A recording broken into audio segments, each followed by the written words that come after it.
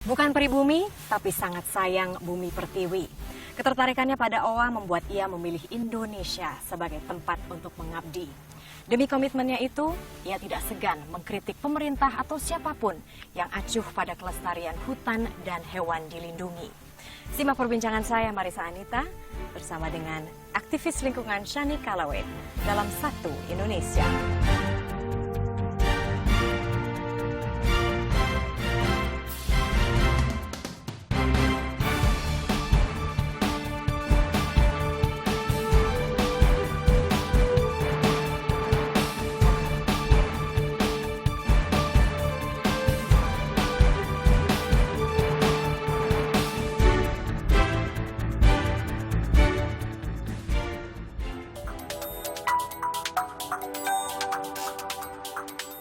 Bertolak dari Padang, Sumatera Barat, tim Satu Indonesia menyusuri perbukitan menuju Kabupaten Solok Timur. Rimba luas membentang, jadi teman sepanjang perjalanan. Shani sudah menanti di Desa Supayang, tepatnya di bulut jalan menuju konservasi Kalawet di Sumatera yang dikelolanya. Masih 5 km lagi dengan medan sulit yang harus dilalui. Berkali-kali mobil kami terjebak dalam genangan lumpur.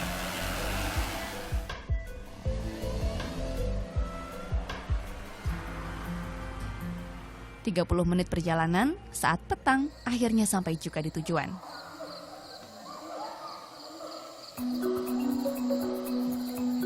Konservasi Kalawet di Sumatera berdiri tahun 2007. Owa jadi satwa yang paling banyak berada di pusat pelestarian ini. Shani memang punya obsesi khusus pada Owa sejak umurnya 16 tahun. Dari sekian banyak negara yang ia kunjungi, ia pilih Indonesia sebagai tempat mengabdi, melestarikan Owa. Bahkan 17 tahun yang lalu Shani resmi menjadi warga negara Indonesia, mengukuhkan upayanya mengelola konservasi Owa di Sumatera dan Kalimantan. Wilayah konservasi Kalawet di Sumatera memiliki luas 281 hektar. Disinilah Shani fokus melestarikan Owa dan beberapa satwa lain. Yayasan Kalawet juga aktif memberantas tindak jual beli satwa ilegal. Upaya tersebut tentu tak dapat dilakukannya sendiri. Bersama rekan semisi, Shani melibatkan penduduk lokal, memberi pemahaman lewat pengarahan rutin dan kegiatan patroli. Shani percaya memaksimalkan peran warga setempat juga ampuh bangkitkan kesadaran peduli lingkungan termasuk soal kelestarian hewan.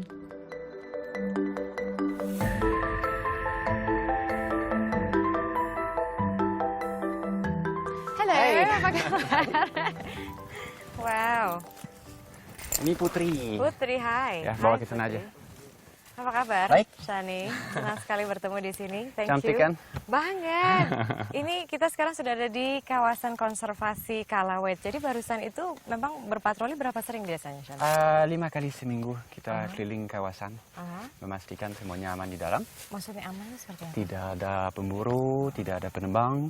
Jadi ya mengawasi kawasannya, memastikan semua satwa di dalamnya aman. Jadi ada patroli menggunakan kuda karena ramah lingkungan, karena tidak mengganggu satwa liar, tidak ada suara, tidak seperti pakai sepeda motor. Jadi itu yang kita memilih. Dan juga kuda bisa lewat medan yang sangat berat. Ya. Itu yang menjadi pilihan kita alasannya. Ini berhubung kawasan konservasinya super besar, mungkin saya juga ingin melihat sudut-sudut yang lain, boleh? Ya boleh, yuk.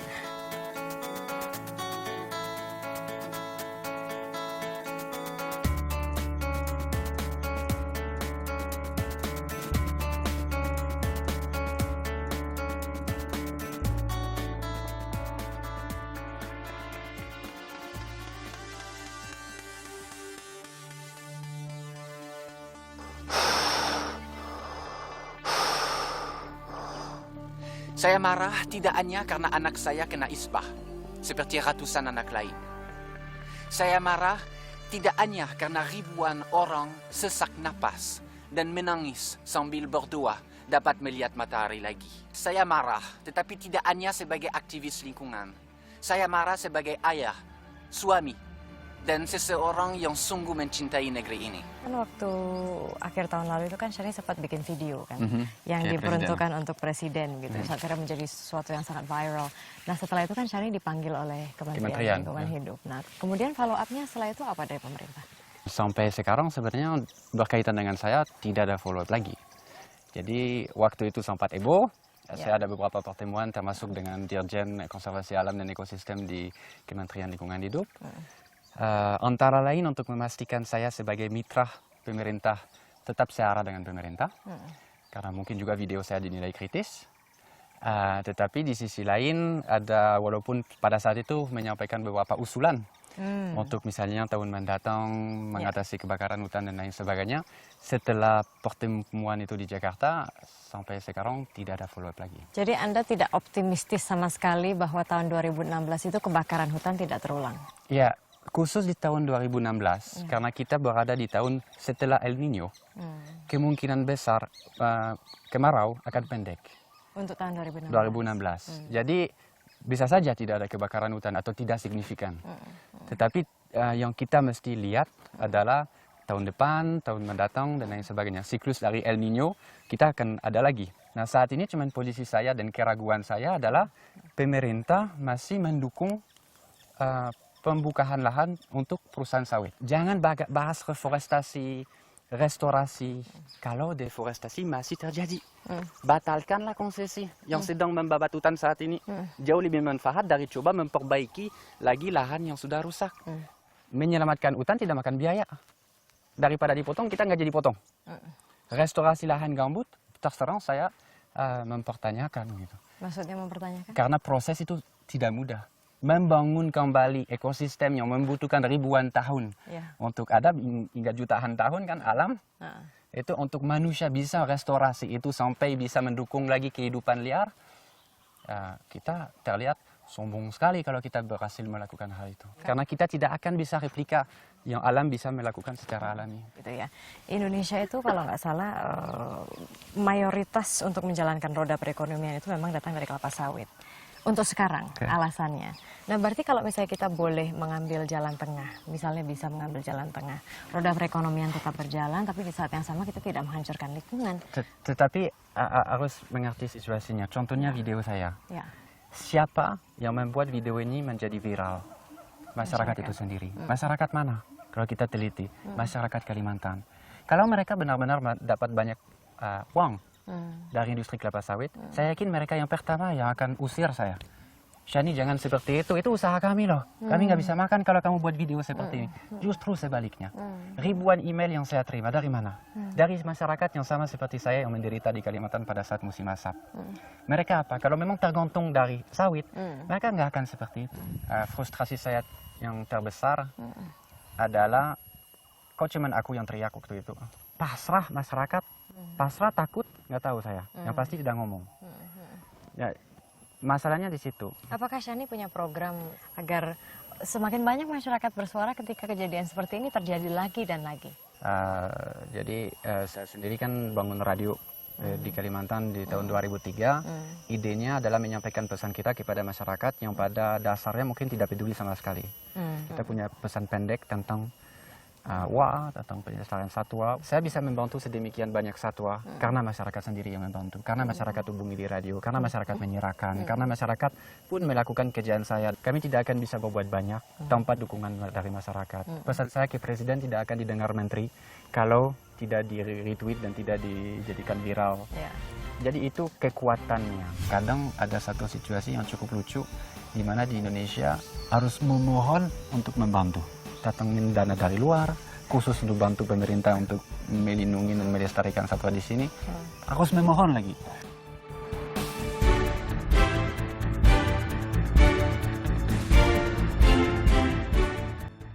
Kembali lagi di Satu Indonesia, masih bersama dengan aktivis lingkungan Shani Kalawit. Sekarang kita sudah ada di konservasi Kalawit tuh, dan harus berbicara pelan-pelan karena untuk tidak mengganggu satwa yang ada di sekitar sini. Mereka tidak biasa adanya manusia di sekitar sini. Jadi ya kita nggak mau ganggu mereka. Oke, bisa tolong ceritakan awal dulu membuat konservasi Kalawit ini seperti apa?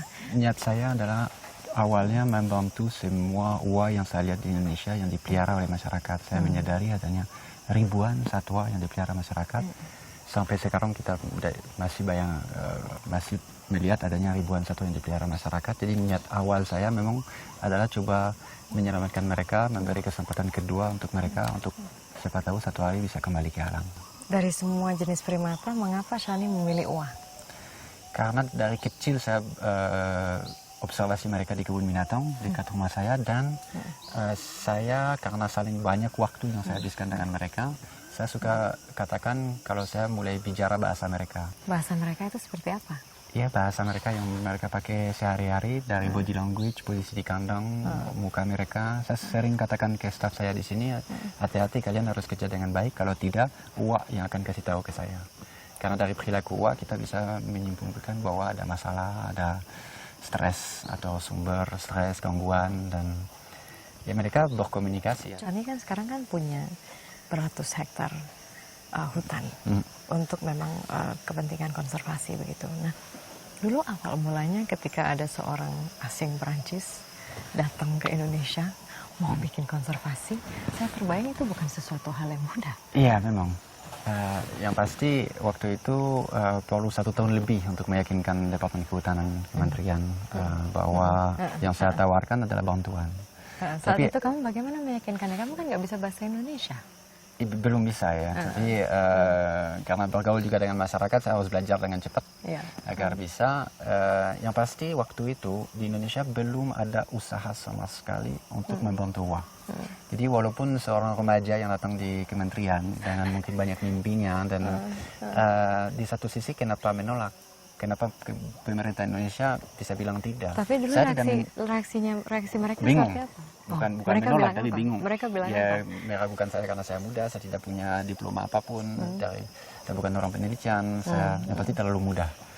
Tetapi pada saat itu saya sudah publikasi buku. Jadi mereka lihat, oh ternyata ya itulah. Jadi saya cuma datang ke sana sampai ujungnya mereka, ya udahlah, mereka tanda tangan kasih.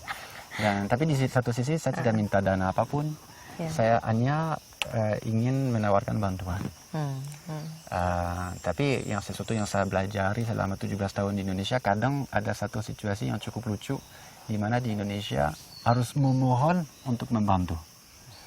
Ini sering terjadi. Jadi itu kadang kita di sini datangin dana dari luar, khusus untuk bantu pemerintah untuk melindungi dan melestarikan satwa di sini, harus memohon lagi.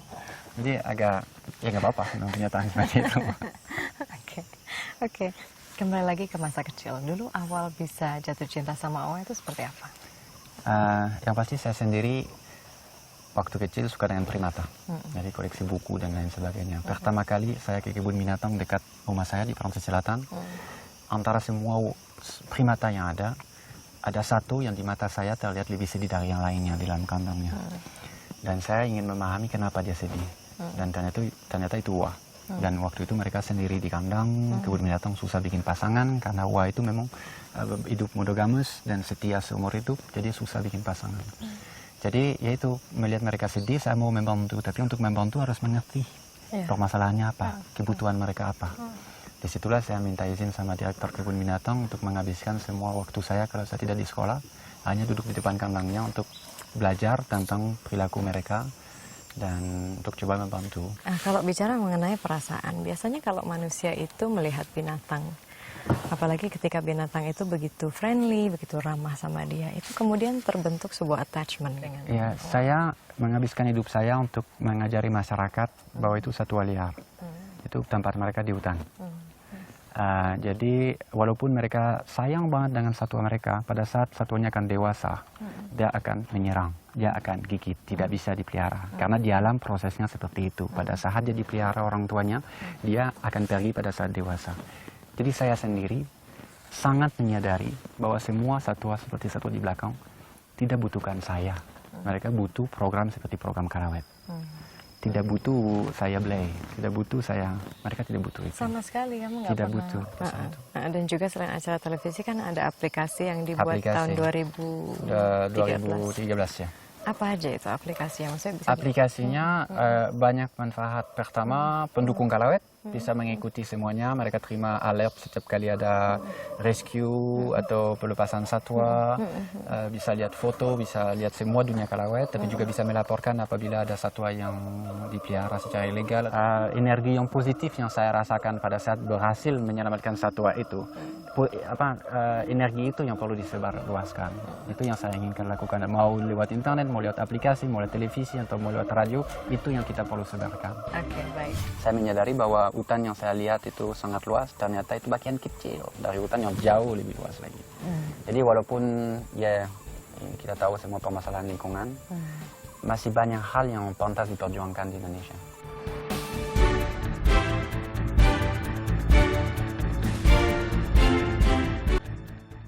Masih dari kawasan konservasi Kalawet di Sumatera Barat bersama dengan Shani. Nah, Shani, sebetulnya nama aslimu itu kan Aurélien Francis Poulet. Betul.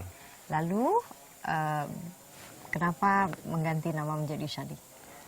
Sebenarnya karena waktu pertama kali ke Asia, saya ke Thailand, memang masyarakat di sana sama sekali tidak bisa menyebut nama aku yang asli.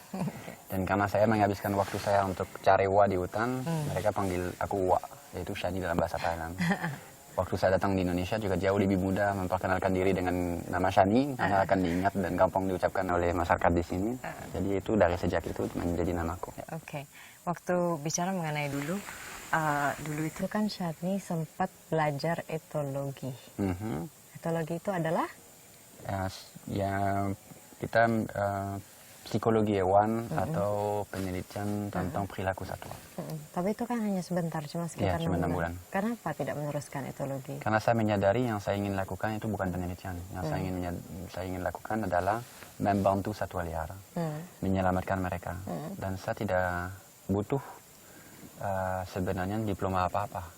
Kita harus kerja dalam banyak bidang. Kita harus pintar diplomasi dengan pemerintah, dengan masyarakat. Kita juga harus ada yang namanya ilmu di kesehatan hewan. Kita harus ada dari biologi, dari botani. Kalau saya coba merangkap semuanya tidak mungkin. Jadi yang saya bisa lakukan adalah pada saat saya butuhkan dokter hewan, saya panggil dokter hewan. Pada saat saya butuhkan orang yang dari kursus etologi yang pintar mengikuti satwa untuk dapat data, ya saya panggil orangnya. Tapi pernahkah ada orang yang, tapi kan dia nggak ada kualifikasi gini gitu loh. Bagaimana dia bisa? Ya, sebenarnya satwa yang kami punya misalnya, yang sedang kami rawat, yang sedang kami coba membantu, mungkin saya lakukan banyak kesalahan. Mungkin Kalawet bukan tempat yang sempurna bagi mereka, tapi siapa lagi?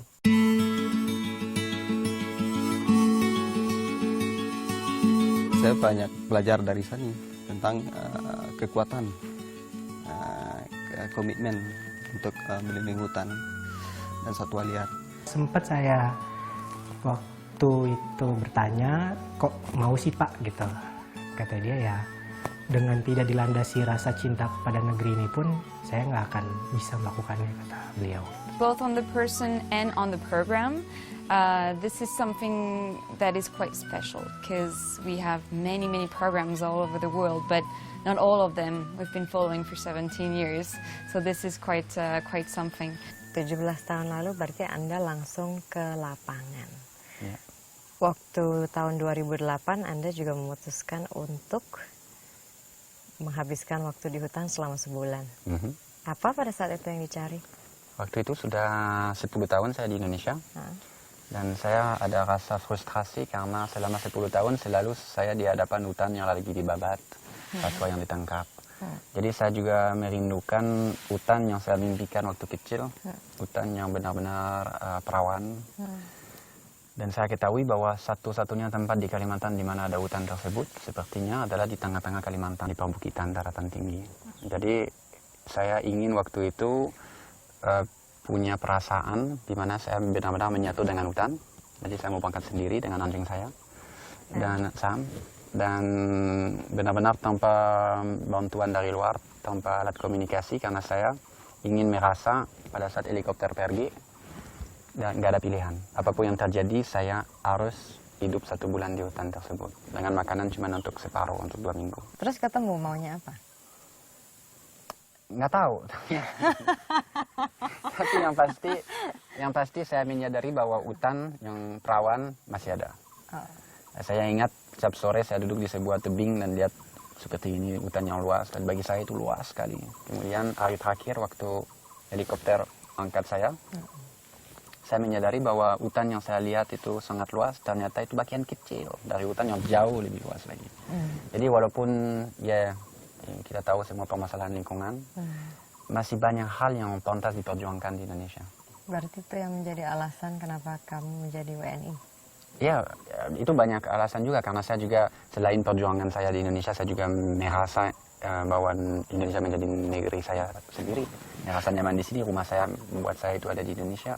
Tetapi juga tentu saja dalam perjuangan saya ada legitimasi lebih. Waktu saya masih orang asing, ada sesuatu yang nggak pas. Selama ini bentuk dukungan dari istri, Prada, dan juga anak-anak itu seperti apa yang bikin kamu selalu maju? Maksudnya ya konsisten? Ya yang pasti mereka menerima segala resiko yang tekanan dan yang ditimbulkan oleh apa yang saya ucapkan, apa yang saya lakukan. Ya itu saja, Mel. Tapi keluarga terdekat memahami hal itu. Sampai anak pertama, Andrew, juga mengikuti jejak ayahnya. Ya yang pasti Andrew masih kecil juga. Jadi Itu mereka, dipaksa atau gimana? oh sama sekali nggak dipaksa. Dia masih di umur mau semuanya seperti papanya. Jadi mau ikut papanya kemana-mana. Saya sama kedua anak saya, mau Andrew, mau Enzo, hanya saya berikan ke mereka kedekatan yang saya punya dengan satwa, dengan alam. Ini yang saya ingin kasih ke mereka. Habis itu terserah. Mereka bisa besok kerja di kantor di Eropa atau apa, terserah mereka. Well, kan yang akan meneruskan kelangsungan Indonesia atau negara ini itu kan adalah generasi yang mungkin generasi kita, kemudian generasi di bawah kita. Kalau seputar lingkungan, apa pesan terpenting dalam dunia pelestarian lingkungan, terutama di Indonesia, terutama untuk generasi muda? Sebenarnya kalau jawabannya cuma satu, itu berkaitan dengan cara kita menjalankan hidup secara luas. Kita harus menghargai kehidupan dalam segala bentuk. Kalau kita mulai terapkan itu dalam kehidupan kita sehari-hari di Indonesia atau di tempat lain, otomatis alam akan sangat terbantu. Menghargai kehidupan secara luas itu yang terpenting bagi saya. Oke, terima kasih banyak atas bincang-bincangnya. Demikian bincang-bincang saya dengan aktivis lingkungan Shani Kalawit. Kira-kira siapa lagi yang akan saya ajak bicara minggu depan? Saya Marissa Anita, undur diri, sampai jumpa minggu depan.